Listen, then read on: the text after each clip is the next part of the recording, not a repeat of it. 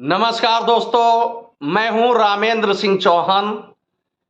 शाहजहां शेख यानी पश्चिम बंगाल का माफिया और डॉन, जिसके भय से पश्चिम बंगाल की एक बड़ी आबादी खौफ खाती है, यानी उसके नाम से ही दहशत में थर थर कांपने लगती है आबादी। यह पश्चिम बंगाल की, यानी यूं कहें कि पश्चिम बंगाल के उत्तर 24 परगना के संदेश खाली इलाके की आबादी शाहजहां शेख के खौफ में जीती और मरती है। शाहजहां शेख न केवल एक अपराधी है, बल्कि टीएमसी यानी तृणमूल कांग्रेस का एक बड़ा नेता भी है। पश्चिम बंगाल में तृणमूल कांग्रेस की सरकार है और मुख्यमंत्री हैं ममता बनर्जी। और शाहजहां शेख को, यानी टीएमसी के इस बड़े नेता शाहजहां शेख को ममता बनर्जी का वरद हस्त हासिल है।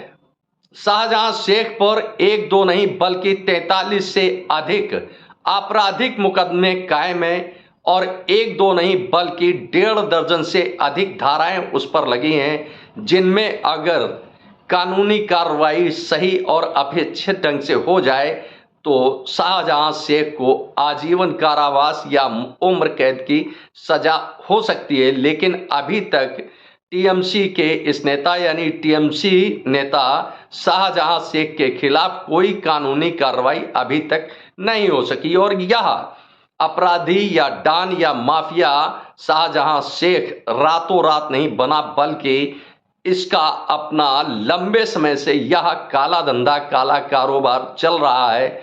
इसके ऊपर गंभीर आरोप हैं जमीन कब्जाने के, जमीन हथियाने के, और इतना नहीं दुष्कर्म के, सामूहिक दुष्कर्म के भी इसके ऊपर बड़े मामले दर्ज हैं।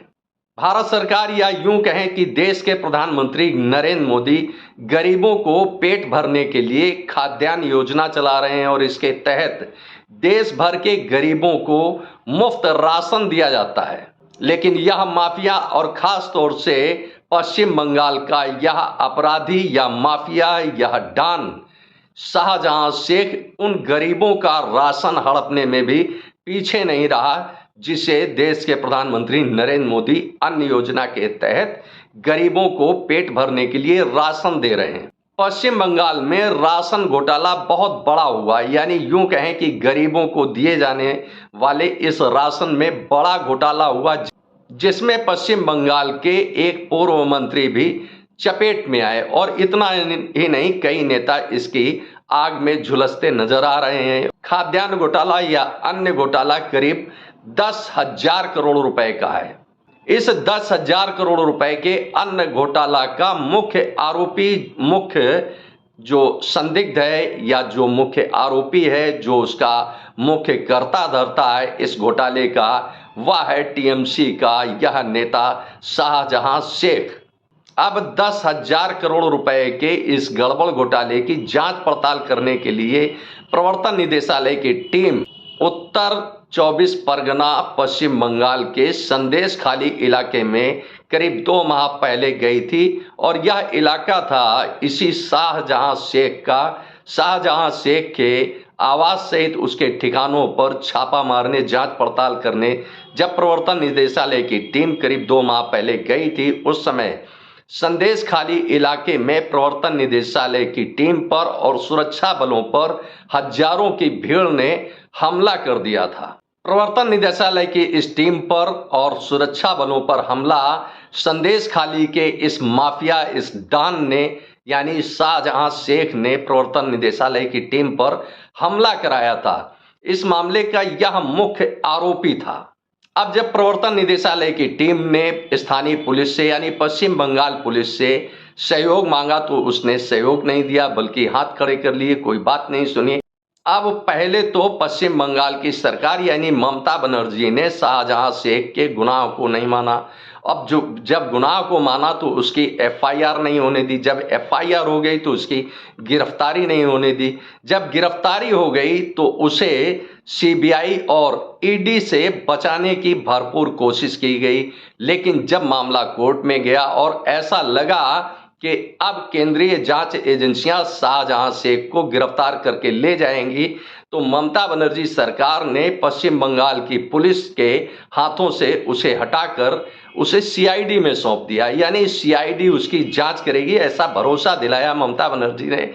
लेकिन हाई कोर्ट ने, यानी कलकत्ता हाई कोर्ट ने जो रुख अपनाया, उसने ममता बनर्जी और ममता बनर्जी सरकार की होश के उड़ा दिए। हाई कोर्ट ने, यानी कोलकाता हाई कोर्ट ने साफ तौर पर कहा कि मुख्य आरोपी है संदेश खाली का शाहजहां शेख, इसे शीघ्र ही सीबीआई को सौंप दें। लेकिन इसमें हीला हवाली की जाती रही अंत समय तक। कोलकाता हाई कोर्ट ने जो समय दिया वह समय बीत गया, लेकिन सीआईडी ने शाहजहां शेख को सीबीआई को नहीं सौंपा। अंतोगत्वा बड़ी जद्दोजहद के बाद सीआईडी ने, यानी पश्चिम बंगाल की सीआईडी ने बहुत मुश्किल से शाहजहां शेख को सीबीआई को सौंपा। अब शाहजहां शेख सीबीआई के शिकंजे में है। अब जब सीबीआई ने शाहजहां शेख को हिरासत में ले लिया, अपने कब्जे में ले लिया, तो वहीं पश्चिम बंगाल की मुख्यमंत्री ममता बनर्जी के पसीने छूट गए, थर-थर कांप रही हैं, क्योंकि कहीं ऐसा न हो कि शाहजहां शेख सरकारी गवाह बन जाए और ममता बनर्जी की मुश्किलें काफी बढ़ जाएं। क्योंकि कोई बड़ी बात न होगी कि शाहजहां शेख एक के बाद एक ममता बनर्जी के राज उगलने लगे, जिससे ममता बनर्जी परेशानी में पड़ सकती है। क्योंकि जाहिर सी बात है कि पश्चिम बंगाल की सरकार कहीं ना कहीं इस मामले में, यानी 10,000 करोड़ रुपए के अन्य घोटाला में, कहीं ना कहीं ममता बनर्जी सरकार, ममता बनर्जी या उनके मंत्रियों की या टीएमसी नेताओं की बड़ी भूमिका हो सकती है, जिसे लेकर अब तक ममता बनर्जी, यानी ममता बनर्जी सरकार, पश्चिम बंगाल की सरकार लगातार तृणमूल कांग्रेस के इस नेता यानी शाहजहां शेख को बचा रही थी। लेकिन अब यह बेहद मुश्किल नजर आ रहा है, क्योंकि यदि शाहजहां शेख सरकारी गवाह बन जाता है इस मामले में, तो ममता बनर्जी और ममता बनर्जी सरकार की मुश्किलें काफी तेजी से बढ़ेंगी। यही सोचकर ममता बनर्जी के पसीने छूट रहे हैं और ममता बनर्जी को अब यह समझ में नहीं आ रहा है कि आखिर इस मुसीबत से कैसे छुटकारा पाएं। क्योंकि जाहिर सी बात है कि जब केंद्रीय जांच एजेंसी सीबीआई अपने तौर तरीके से शाहजहां शेख से 10,000 करोड़ रुपए के इस राशन घोटाले के बारे में जांच पड़ताल करेगी, सवालों की एक बड़ी लंबी लिस्ट उसके सामने रखेगी और फहरिस्त रखने के बाद जब उससे सवाल जवाब होंगे, तो कहीं ना कहीं शाहजहां शेख बुरी तरह से टूट जाएगा। क्योंकि केंद्रीय जांच एजेंसियों की जांच पड़ताल का अपना एक अलग तौर तरीका होता है, और शायद इसीलिए शाहजहां शेख को केंद्रीय जांच एजेंसियों को सौंपे जाने से पीछे हट रही थी, लगातार बच रही थी ममता सरकार। लेकिन ऐसा नहीं हुआ। अंतोगत्वा शाहजहां शेख अब केंद्रीय जांच एजेंसी सीबीआई के शिकंजे में है। जाहिर सी बात है कि 2024 के लोकसभा चुनाव के पहले इस तरह की बड़ी कार्रवाई, यानी गड़बड़ घोटाला, यानी आर्थिक घोटाला का यह मामला 2024 के लोकसभा चुनाव में तृणमूल कांग्रेस को भुगतना पड़ सकता है। क्योंकि यह मामला सीधे सीधे अन्न घोटाले का है, जमीन कब्जाने का है, जमीन घोटाले का है, महिलाओं के साथ सामूहिक रेप यानी दुष्कर्म का भी मामला है। क्योंकि शाहजहां शेख पर जो आरोप हैं, जो उसके ऊपर चार्जेस लगे हैं, लगातार 2 महीने से महिलाएं वहां पर प्रदर्शन कर रही हैं, अपना विरोध व्यक्त कर रही हैं कि शाहजहां शेख को किसी भी तरह से गिरफ्तार किया जाए। तो जाहिर सी बात है कि शाहजहां शेख के खिलाफ संदेश खाली इलाके में बड़े पैमाने पर विरोध भी है, तो वहीं उसके समर्थकों की भी तादाद कम नहीं है।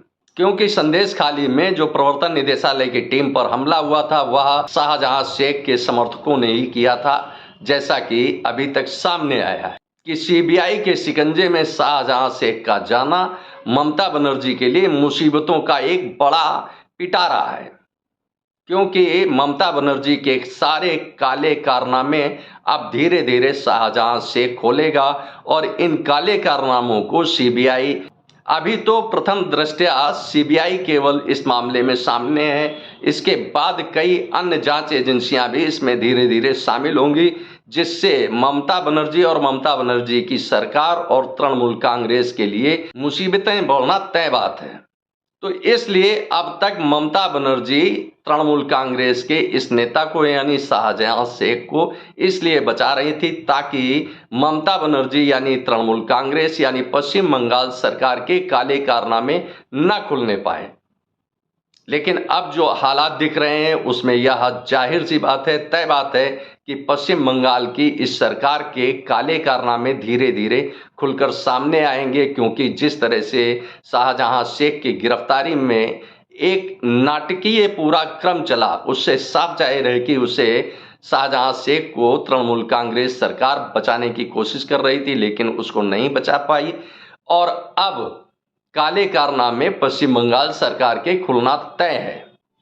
आपने इस वीडियो को देखा, आपको यह वीडियो कैसा लगा कमेंट बॉक्स में हमें अवश्य बताएं। वीडियो को शेयर करें। यदि आप हमारे चैनल पर नए हैं तो हमारे चैनल को सब्सक्राइब करें, जिससे हमारे आने वाले वीडियो, आने वाले नोटिफिकेशन आपको मिल सकें। दोस्तों, वीडियो को लाइक करना ना भूलें। आप लाइक करते हैं तो हमारा प्रोत्साहन होता है, हमारा मोटिवेशन होता है।